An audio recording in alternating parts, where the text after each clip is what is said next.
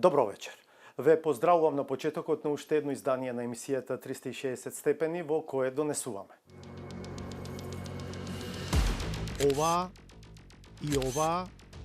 Оваа висококатница во Чаир се легализирани како дивоградби, а не смеело да се направи тоа.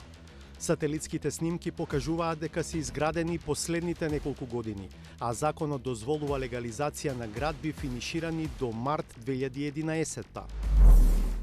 Згрижувачките семејства и згрижените деца. Дали можеби е присутен феноменот сиромашни семејства да згрижуваат деца поради парите од државата?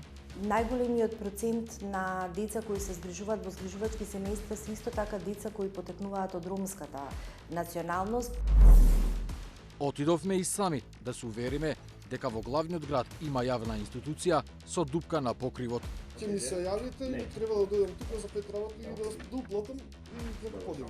Ако не падне град. Народниот правобранител има законска надлежност да врши надзор над тајните служби, но морам да признам дека нашето искуство на ова поле е многу скромно. Да не речам, не постои. Општината Чаир легализирала дивоградби кои воопшто не смеело да бидат предмет на легализација. Станува збор за габаритни објекти, стамбени згради со по повеќе десетици станови изградени во последните неколку години, иако легализацијата е дозволена само за објекти финиширани до март 2011. 360 степени до овој момент документираше неколку такви случаи, а нашите проверки кои се во тек покажуваат дека неверојатно не станува збор за исклучоци, туку за масовна појава. Доказите се неспорни. Од една страна, јавно достапните сателитски снимки од Google покажуваат кога почнала изградбата на новите стамбени згради. Од друга се јавно достапните податоци од катастарот, од кои јасно може да се прочита дека општина Чаир ги легализирала зградите, иако според сателитските снимки нешто не постоеле пред 2011, туку воопшто и не биле почнати да се градат. Александар Димитриевски.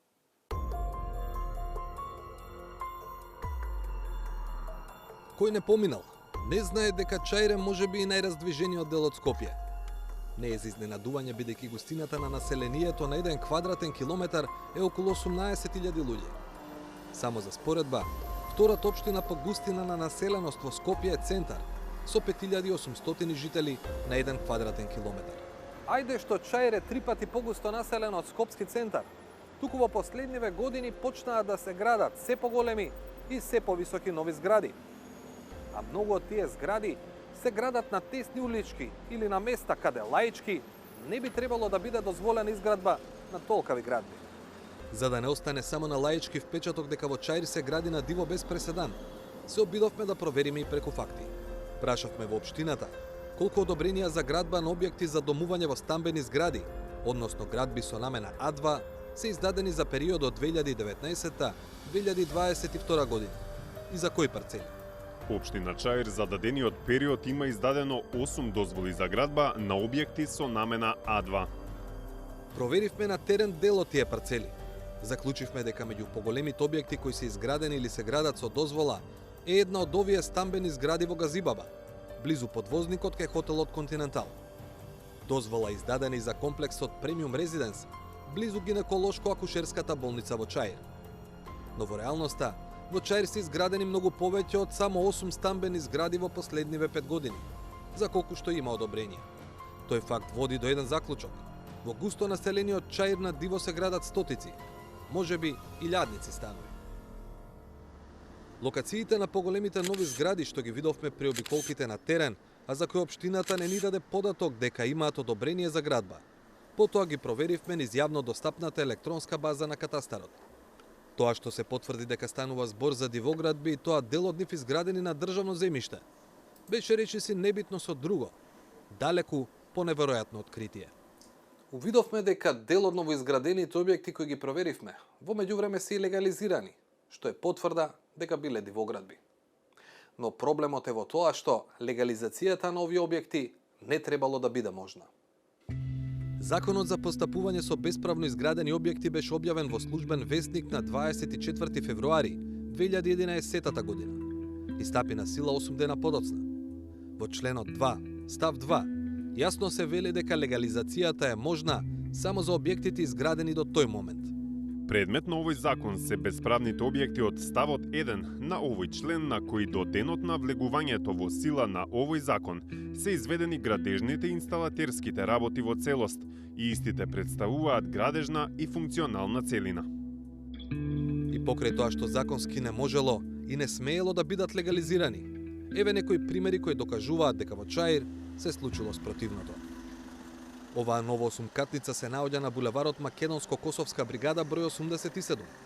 Според јавно достапните сателитски снимки, во 2011 година, односно крајниот рок поставен во законот за легализација на дивоградби, на тоа место имало некакви бараки или склад.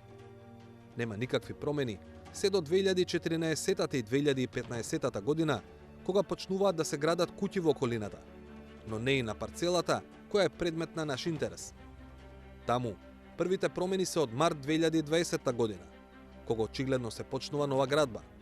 Во следната година, објектот расте, се поставува кров и се чини дека во февруари 2022 година веќе е готов. Сето ова значи дека на конкретната локација немало ниту З од зграда се до почетокот на 2020 година. Или, ако бил дивоградба, никако не смел да биде легализиран. Сепак, според имотните листови на становите кои се впишани на таа парцела, објектот е легализирана дивоградба. И тоа преку повеќе решенија кои општината Чаир ги донела во текот на 2022 година. Оваа седумкатница се наоѓа веднаш зад поштата во Чаир. Во 2011 година зад поштата има само куќи, покажуваат јавно достапните сателитски слики на Google. Ништо значајно не се менува во околината до 2017 година, кога е почната градба на помал објект на улицата Џон Кенеди. Во април 2020 година зад поштата и натаму има само куќи. Но веќе на следната сателитска снимка од август се гледа почеток на градба на поголема зграда. Во следните година и половина, до февруари 2022 година, таа се чини готова. Според документите од катастарот и оваа зграда е легализирана дивоградба, иако тоа не смеело да се случи. Згора на се, во документите од катастарот пишува дека легализацијата на оваа зграда е извршена врз основа на решение за легализација од општината Чучар Сандево од јули 2022 година. На улицата Цветан Димов јасно се видливи овие три споени осумкатници. Во 2011 година покажуваат сателитските снимки, таму има само зеленило и понизок објект во непосредна близина. Снимките не се доволно јасни за со сигурност да се заклучи што точно се случува на локацијата, но во 2016 година, на местото на претходниот понизок објект, никнува градба која во јули 2018 година веќе се гледа дека е стамбена зграда. Ноември 2021 е последната сателитска снимка со зеленило на локацијата. Веќе во февруари 2022 се гледаат првите катови од нова, поголема зграда.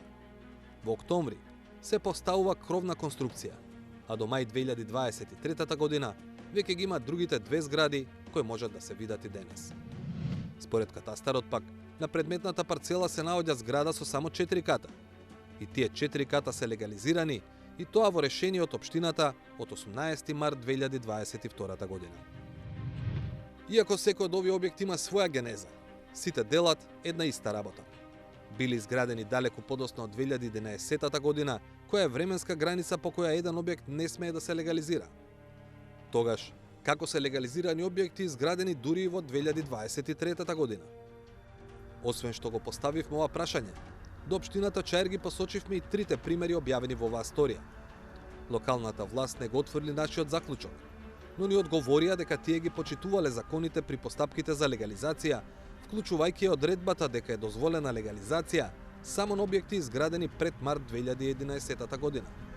Но сугерираат дека доказот кога е изграден некој објект за кој се бара легализација го дава оној што го поднесува барањето.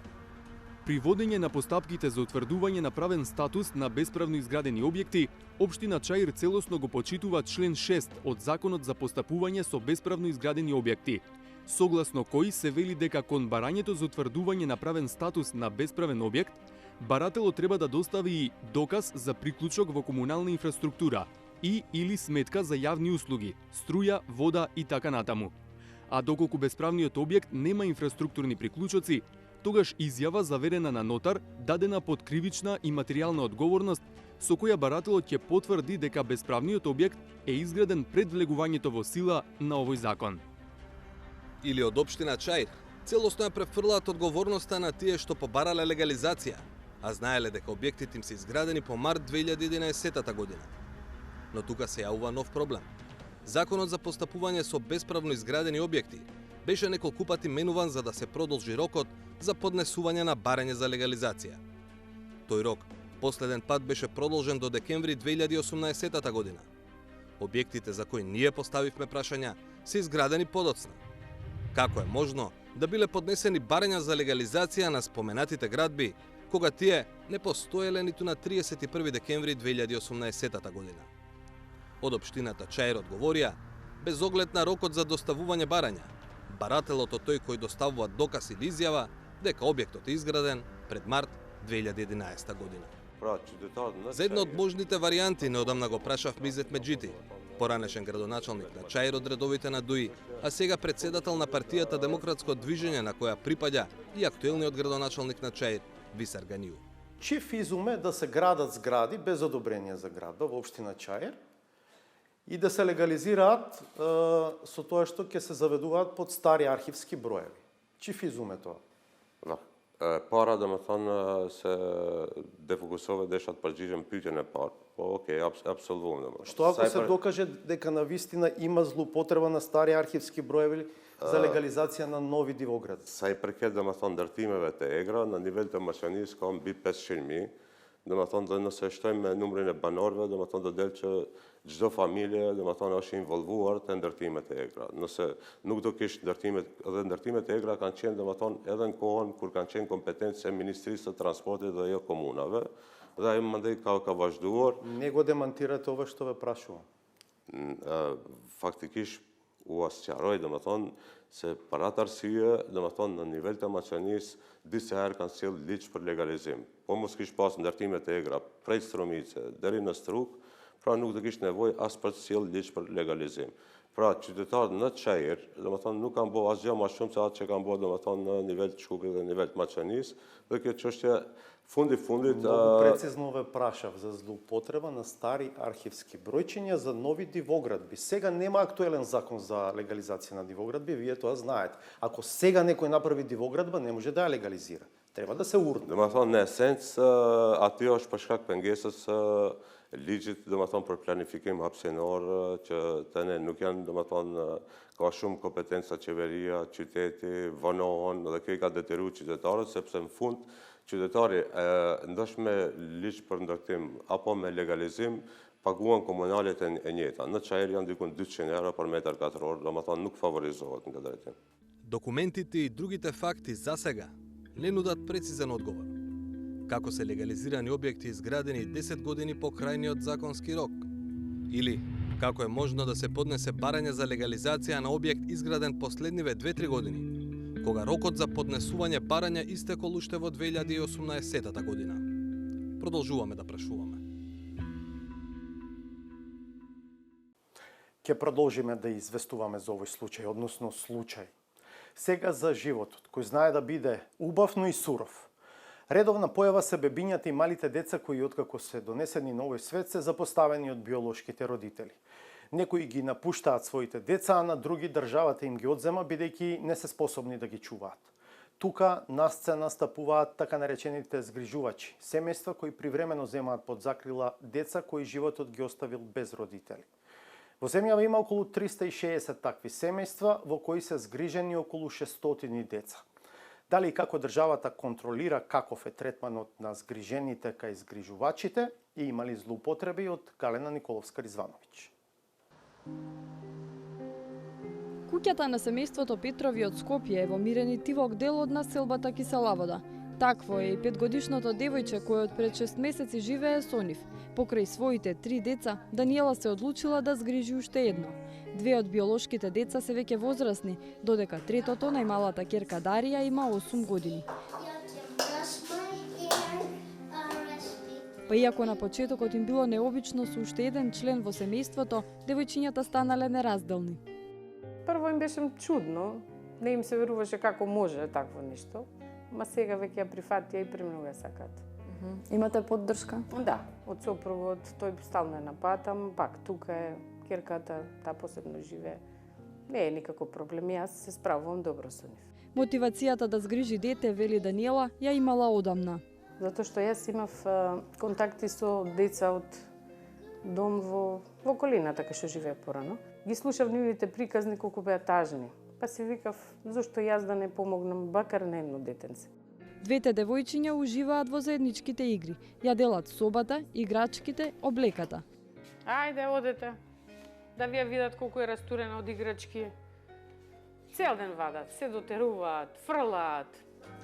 Додека Дарија е на училиште, помалото девојче оди во градинка. Дарија повеќе е за оди на балетна.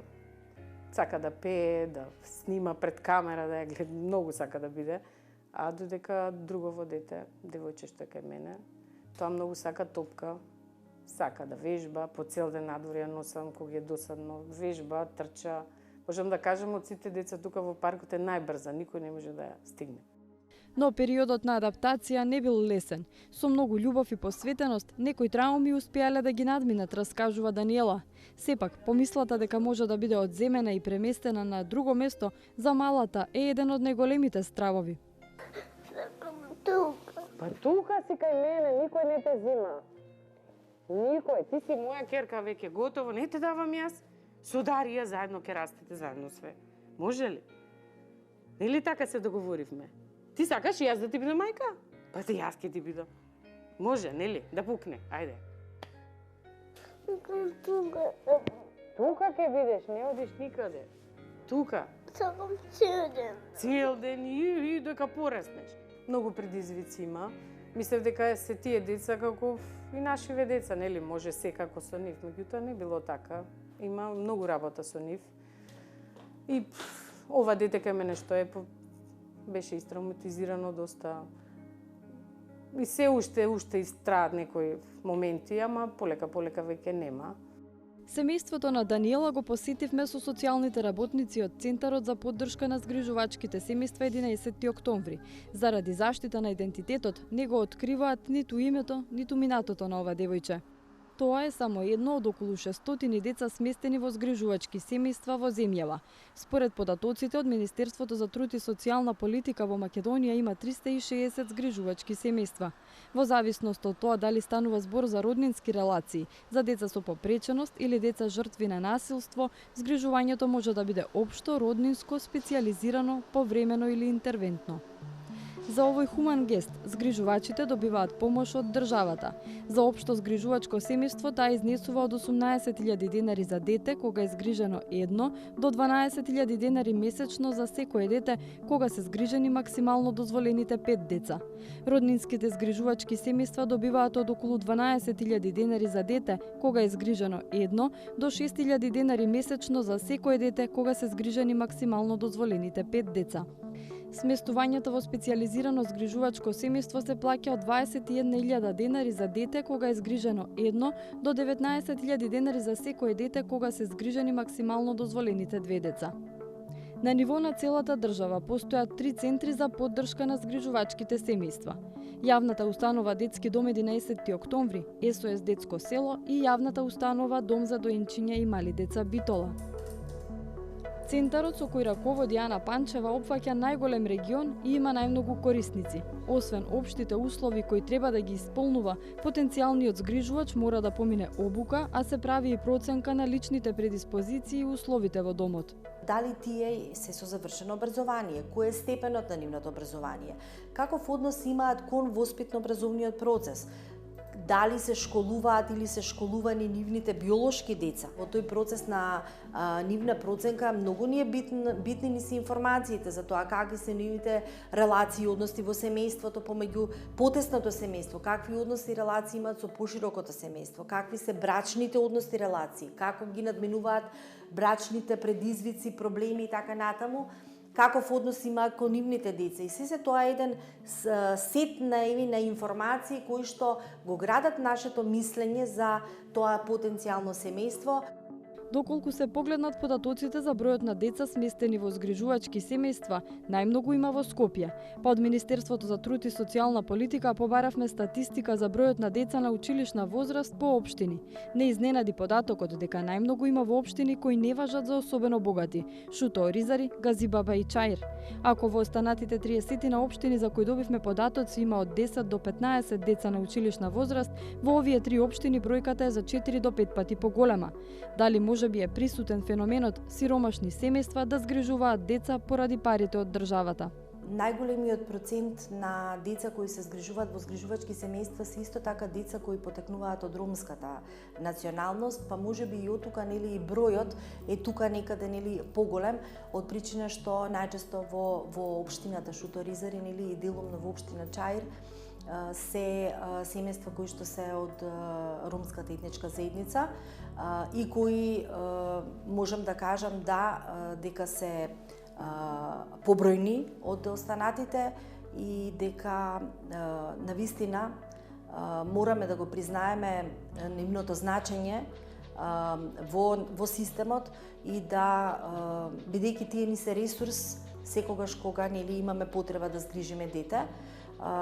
Условите, стандардите за грижа, повторно ќе напоменам дека се задоволени од сите аспекти. На прашањето како службите се сигурни дека нема злоупотреби во згрижувачките семејства, Панчева вели дека спроведуваат ненајавени контроли, а реагираат и на дојави кога има индиции за негрижа. Понекогаш може да е тоа сигнал кој што ќе ни го даде училиштето каде детето учи, бидејќи не одиме ние само во семејствата, туку квалитетот на грижа го проверуваме и со комуникација и соработка со училиштата, предучилишните установи, па некогаш и матичните лекари, од каде што добиваме секако нели исто така информации за тоа каков е тој, каква е таа грижа. Во една ненајавена посета заедно со социјалните работници бевме и ние кај општо згрижувачко семејство во Тетово. Мајката е згрижувачка околу 2 години и во моментов кај неа се сместени 3 деца. Две од згрижените деца се на возраст од 11 и 13 години и се биолошки браќа. Тие во моментот на посетата беа на гости кај роднина, па во домот беше единствено девојчето кое неодамна наполнило 1 година. Прославата за роденденот беше една од темите на разговор со службите, а се распрашуваа и за здравствената состојба на детето. Вакцините ги прими? Да, сега кој ќе биде пре 18 години. 18 месец, извини. Таа уште и че да, и уште таа. Све во ред. И сакаме у градинга да запишем, ама нешто не можем.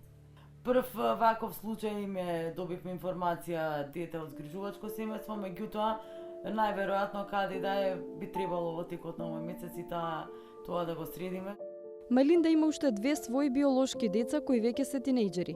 Вели дека од нив и од сопругот има голема поддршка и дека таа била пресудна за да стане згрижувач. Преку телефон видов на YouTube една дејче.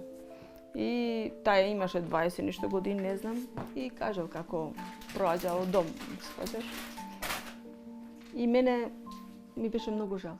Една другарка дошла и викав ја ваке, слушав како жал за нивни деца. Нема.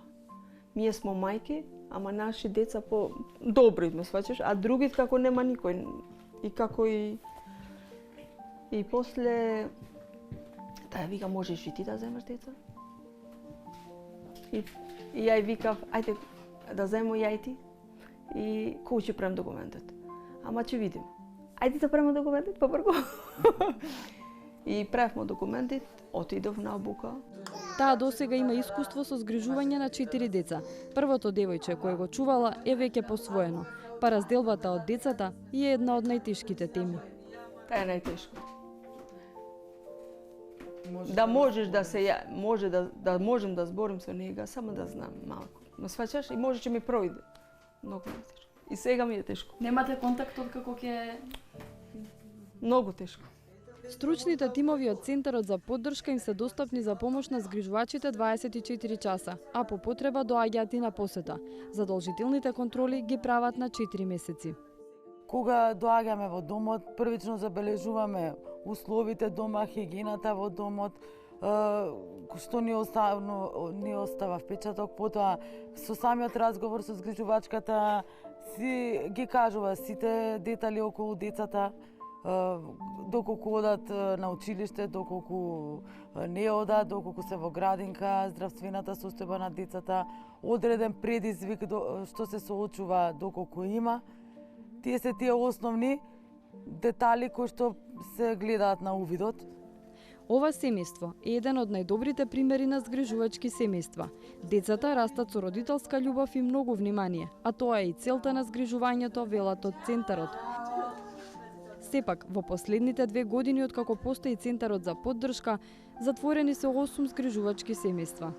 Немале случај на малтретирање или насилство, но имале ситуации кога детето не напредувало и не го добивало потребното внимание, што било причина за одземање на згрижувачкото право. Не е згрижувањето само да обезбедиме постела, кроф над глава, храна, нели, да оди во школа и да се врати, туку токму згрижувањето и згрижувачките семејства постојат да детето се чувствува во семејството како во своето биолошко семејство.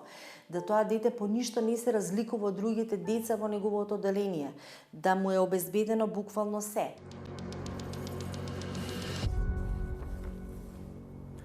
Документот ќе ви биде готов за неколку дена, ако дотогаш не падне зградата. Овој наведум саркастичен коментар го добивме од службеник, додека колегата Хекура Накифи правеше теренско истражување за состојбата во која се наоѓаат подрачните одделенија на управата за водење на матични книги во главниот град. Велиме навидум саркастичен, затоа што навистина има такви објекти за кои е тешко да се каже дали ќе го дочекаат следниот ден. Да ја видиме историјата. Овој објект не е напуштен. И покрај тоа што во некај простории нема прозорци, а има и дупка во покривот, во оваа зграда секојдневно работат јавни службеници. Таму се за да ги услужат странките, граѓани кои имаат потреба од услуга во подрачната канцеларија на управата за водење матични книги во Ѓорче Петров. Отидовме и сами да се увериме дека во главниот град има јавна институција со дупка на покривот. Откако случајот ни го посочи граѓанин, тајно му правевме друштво на лице кое имаше потреба од документ, а кое се согласи да ни помогне од прва рака да ги видиме условите и за вработените и за граѓаните. Нашиот познаник аплицираше за извод од книгата Народени. На прашање до вработените за колку овој објект не е напуштен. И покрај тоа што во некај простории нема прозорци, а има и дупка во покривот, во оваа зграда секојдневно работат јавни службеници. Таму се за да ги услужат странките, граѓани кои имаат потреба од услуга во подрачната канцеларија на управата за водење матични книги во Ѓорче Петров. Отидовме и сами да се увериме дека во главниот град има јавна институција со дупка на покривот. Откако случајот ни го посочи граѓанин, тајно му правевме друштво на лице кое имаше потреба од документ, а кое се согласи да ни помогне од прва рака да ги видиме условите и за вработените и за граѓаните. Нашиот познаник аплицираше за извод од книгата Народени. На прашање до вработените за колку време ќе му биде готов, одговорот беше во најмала рака саркастичен. Значи, ќе ми се јавите и треба да дојдам тука за 5 работи и да уплатам и да подигам. Добро, фала многу. Ако не падне зграда. Па да, ако не падне зграда. Во право сте. Во ова зграда има уште неколку канцеларии, но според она што го видовме, тие не се функционални. Има и сала за венчавање, која наликува на се, само не на сала за свечености. Речиси една недела подоцна, повторно отидовме во подрачната единица на матично во Ѓорче Петров. Сега, за да си го земеме нарачаниот извод од матичната книга на родените. За среќа, објектот се уште беше тука. Ние брзо завршивме работа. Но прашавме за мислење и други граѓани кои беа дојдени за некој документ. Се пофалија од услугата, но не и од просторот. Од вработените, да, меѓутоа тие не си криви што работаат во вакви услови. Мислам, ова го нема ни во Африка. Што мислите што треба да се направи? Да се сруши, да се реновира, ама кој? Или да се преселат, или да се реновира, да личи на објект кај што има вработени, кај што има луѓе што живеат. Nije dobro tuka ništa, sve je slomljeno. Koja opština to? Treba da se renovira sve to. Дали се плашите да влагате внатре? Па сега, веројатно сте влегли унутре, сте вижте каква е ситуација, така да сакаме, не сакаме, мора да идеме да извадиме документи, имаме некои посмртници, да извадиме некоја извод од уморените, тоа е се што да правиме. Иако покривот не беше оштетен, не ја биеше добар глас, ниту подрасната единица на управата за водење матични книги во Газибаба. Таа се наоѓа во склоп на објект на некогашното училиште, а потоа кино во населбата Маџари. Просториите кои изгледаа постари од внатре, отколку што целата зграда изгледа од надвор, конечно почнале да се реновираат. Работници сепак не начекавме. Привремената локација е во соседната населба Сингелич. Сликата таму е подобра, но на граница на прифатлива. Стара зграда во која се наоѓаат неколку државни институции.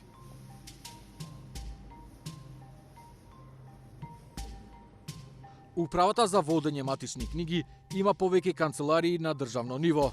Поточно 8 подрачни единици, 26 регионални канцеларии и 178 локални. На некој од нив им е потребна итна интервенција, вели и самиот директор на институцијата Емир Сулеймани. Додава дека дел од канцелариите за кои обезбедели финансии моментално се реновираат. Mësaktësisht veçmë kemi filluar që të bëjmë riparimin e disa nga zyrave. Kishim të siguruar mjete për këtë vit, domethënë për vitin 2023. Kemi të parapam mjete edhe për vitin e ardhshëm, të cilat shpresojmë që Ministria e Financave do na miraton, sepse me të vërtet është nevojë e qytetarëve. Për momentin jemi duke punuar apo jemi në përfundim punëve në qytetin e Divrës, në qytetin e Prespës, në Ohër, në Shkup dhe në Manastir. Me siguri do kemi edhe diçka tjetër deri në fund vitit dhe besoj që jemi përcaktuar për ata të cilët kanë pasur më tepër nevojë, me urgjencë, dhe të cilët nuk kemi probleme me dokumentacion. За канцеларијата во Маџари, која во моментов кога ние снимавме на терен не работеше, Сулеймани убедува дека работите биле 90% завршени. Veçmë kemi filluar edhe të japim shërbime dhe ajo zyrë është veçmë shndruar në një zyrë moderne me kushte të bashkëkohore. Kemi rregulluar edhe një sallë martesash ku do të shfrytëzohet edhe nga zyrat përreth dhe mund të konstatojmë se gjithë renovimet të cilat do bëhen do jenë të asaj kategorie. Dhe zyra në Magjari më saktësisht është e rregulluar dhe i plotson të gjitha standardet. Како ли изгледале канцелариите кои сега се реновираат како приоритетни, ако се уште нема пари за канцеларијата што ја посетивме во општина Ѓорче Петров. Директорот на управата вели дека таму има проблеми од имотно-правна природа. Pajtohem me ju që me të vërtetë ajo është një zyrë me të cilat duhet me një urgjencë më të madhe të intervenohet. Mirë po, pasi që pronësia aty është e shtetit dhe ne kemi në formë automatike kemi bërë kërkesë deri te avokati i shtetit që të rregullohet fillimisht të rregullohet çështja e pronësisë. Pasi që ne për të bërë investime në zyra të caktuara duhet që të kemi pronësi në ato zyra. Dhe jemi duke pritë përgjigje. Mirë po, brenda kohës pasi që jetojmë këtu ku jetojmë dhe e dim se si këta procedurat administrative janë pak të ngadalshme, unë pata një takim edhe me kryetarin e komunës së Ѓorçe Petrovit, me të cilin e diskutuam këtë problematikë dhe bashkërisht konstatuam që me të vërtetë kjo zyrë është në një gjendje jo të mirë apo të vështirë, goxha të vështirë, dhe duke e prit këtë përgjigje apo këtë procedura birokratike, jemi edhe në kërkim të dislokimit, që në rast se nuk do zgjidhet ky problem në formë më të shpejtë, do e dislokojmë atë zyrë dhe qytetarët do mund të kryejnë nevojat e tyre ashtu siç ju hahije. Што останува кога и администрацијата се жали на бавна администрација, на вработените и муштериите во подрачната единица во Ѓорче Петров? Само да чекат, ако до тогаш не падне зградата. Народниот правобранител има законска основа и обврска да спроведува надзор над безбедносните и разузнавачките агенции, но тоа не се случува во реалноста. Во годината во која омбудсманот одбележува 25 години од воспоставувањето на оваа институција во нашиот политички систем, се прават пионерски обиди за да почне да се практикува законската надлежност. Искуствата од регионот и пошироко треба да помогнат во тоа. Зоран Јовановски. Надзорот над следењето на комуникациите и над работата на Агенцијата за национална безбедност е законска надлежност на Народниот правобранител. Оваа институција е набројана меѓу надзорните тела во Законот за АНБ и во Законот за следење на комуникациите, во чиј член 56 конкретно пишува: Народниот правобранител на Република Македонија врши надзор над законитоста на преземените активности при спроведувањето на мерките за следење на комуникациите од аспект на заштита на човековите права и слободи. Законската основа и обврска за омбудсманот се јасни, но морам да признам дека нашето искуство на ова поле е многу скромно. Да не речам, не постои. Бев непријатно изненаден кога на повик на председателот на Комисијата за надзор над работата на ОТА да ги споделиме нашите искуства во надзорот над безбедносните структури, на еден колегиум одржан во нашата институција која побарав што досега е направено на ова поле, едноставниот одговор беше дека ништо. Женевскиот центар за управување со безбедносниот сектор ДИКАВ беше коорганизатор на конференција во Скопје на која беше осветлена надзорната улога што треба да има народниот правобранител. The Ombuds Chair, Nazir Sabir, you have actually a very difficult place here, a role to play, because you are a little bit like the bridge between these two worlds. On the one hand, the secretive world, and on the other one, the public world that is, and that people, through your mandate, that people can come forward complaints, you can fulfill this role as some vital other organizations as well. Во дебатата беа споделени искуства од други земји. Например, Финска има посебен народен правобранител за разузнавање, кој лично учествуваше на конференцијата. Институцијата е воспоставена во 2019 година и во неја има 4 вработени. In my office we have all the same access to information and all the same means of influence, but then we have also some special access to information and special means of influence which, let's say, normal ombudsman don't have. And in Finland, it's, for example, so that the intelligence authorities have an obligation to inform us in real time of all of their own decisions concerning the use of different intelligence gathering methods. Србија беше посочена како добар пример во еден период. За време на мандатот на Саша Јанковиќ како народен правобранител од 2007 до 2017 година е направена првата опсежна контрола над безбедност на разузнавачките институции, која подоцна е истакнувана како добра пракса на европско ниво. During that time, the Ombudsman really used the full plethora of its powers and functions in terms of dealing with individual complaints, conducting on motion investigations, as Hans mentioned, which is particularly important. Also using the information from the media to start on motion investigations, but also using anonymous complaints as the basis for the on motion investigations. Во Хрватска пак, народниот правобранител во однос на безбедносните служби има добиено неколку поплаки кои главно се однесуваат на работничките права. Службите не сакале да му одговорат на омбудсманот писмено, туку инсистирале на лична средба за да објаснат што се случило. Поранешната народна правобранителка на Хрватска, Лора Видовиќ, вели дека случаите се различни во различни сектори од безбедносно-разузнавачкиот систем. The difference is the political dimension of a problem.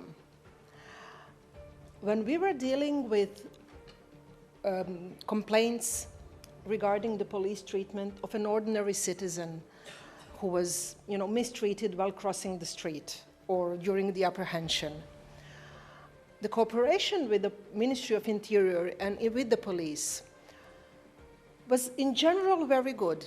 They would respond to our documents. Sometimes that would be substantive, sometimes less so. Sometimes they would push back. They would implement our recommendations to like more or less convincing degree.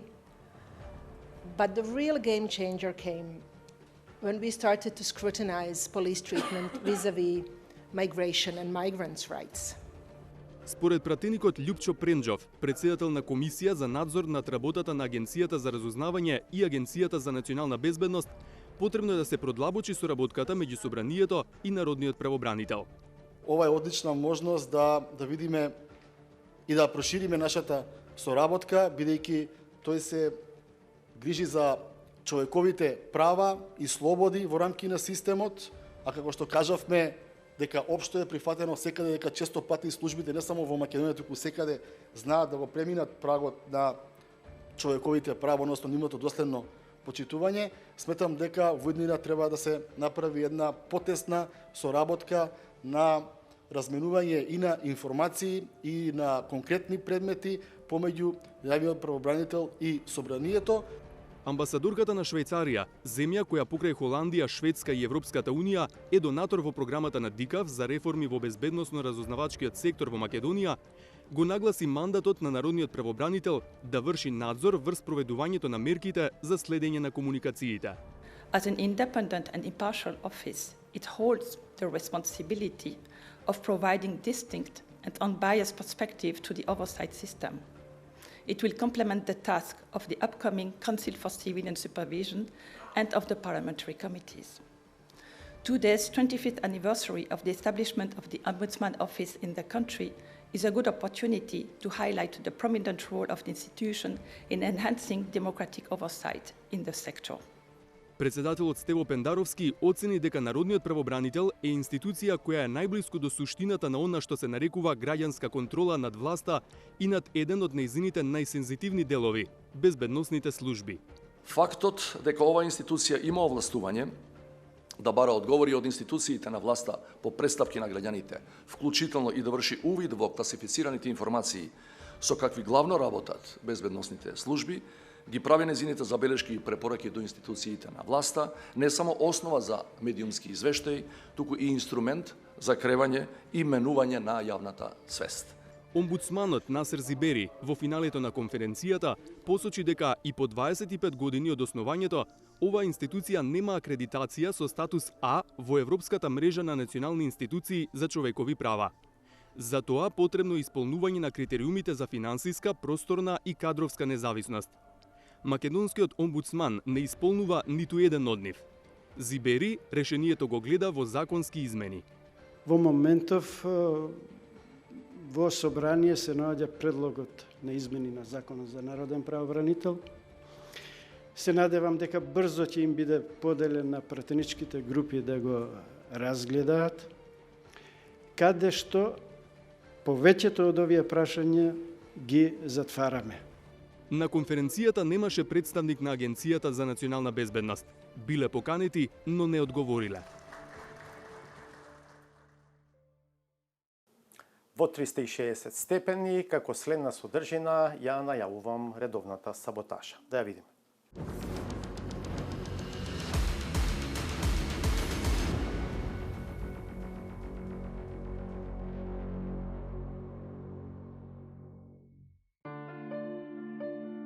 Како што се ситнат деновите и се приближува зимата, така кај многумина почнува да се буди желбата следната пролет да ја дочекаат во нов дом. А попрестижна куќа од она наводно барем засега не постои. Иако има такви кои премногу стравуваат, па најавуваат дека би владееле од некој бункер. Светот клизи кон Трета светска војна. Ако и веќе не е во Трета светска војна. Економска веќе се води. Информативна веќе ова е Трета светска војна. Само уште со оружје не е. И сега во оваа ситуација свеедно ли е кој ќе ни биде председател на државата? Воопшто не е седно, особено кога еден од кандидатите е влезен во таква параноја што смета дека постои светски заговор против Македонија, иако веројатно станува збор за личен проблем во перцепцијата на сегашноста. Многу сили во Македонија и во ЕУ направија сојуз за света војна против македонството. Тој сојуз е притаен, доброводен, меѓусебно организиран и меѓународно синхронизиран. Има и такви кои што имаат сличен стил и блискост во убедувањата околу конспирациите. Ама ним, наум им паѓа им гениозна идеја. Како да го изиграме светот, особено Атлантската алијанса, кога станува збор за враќањето на името. Не гледам никаква причина НАТО нас сега да не отпише од членство, ако ние не сме северна, ние утре може да сменим име. Значи членството во НАТО сосема е друга приказна. Ние сме влегле во НАТО и ние ќе останеме во НАТО. Тоа не зависи од нашето име. Иако се барем таму зависи од нашето име, во други ситуации не е во ред некој постојано да користи во туѓо име за туѓа сметка. Еден од тие што никогаш ништо не искористиле не сака, ама го молат. Посакуваат да се смилува и да конкурира за шофер. Ние сме како една приколица на тие што ја влечат колата, ние само не прикачуваме или едната партија или другата партија и јас имам барање од моето членство и на Конгресот на партијата, а и од диаспората да се кандидирам за председател на државата. Секој треба да биде свесен за своите можности, па дури и тие што имаат голема желба, ама им е јасно дека влегуваат во однапред изгубена битка. Ако останеше, може би ќе грмеше, ама сега ќе мора да маршира во некој од другите ешалони. За мене ќе биде голема чест да бидам кандидат. Меѓутоа, исто така сметам дека ќе бидам поефективен на евентуално други работни задачи, ако можам тоа да го кажам. И на крајот, за оној кој редовно со својата камп приколка се појавува во секоја сезона кога се дели највисоката функција. Проблемот е во тоа што никако да му се погоди времето, ама никогаш не ја губи надежта. На хоризонтот ништо освен магла не се гледа. И во таа магла е се можно. Со намалена видливост, секој си мисли дека целта е поблиску од тоа што е реално. Затоа мора да дувне и да се избистри, барем да се види колку за некого таа е толку далечна. Со сатиричниот коментар на Сречко Поповски го завршуваме и ова издание на емисијата 360 степени. Ви благодарам за вниманието со кое не следевте. Се гледаме в понеделник во овој термин од 20:15 на МРТ1. Пријатно!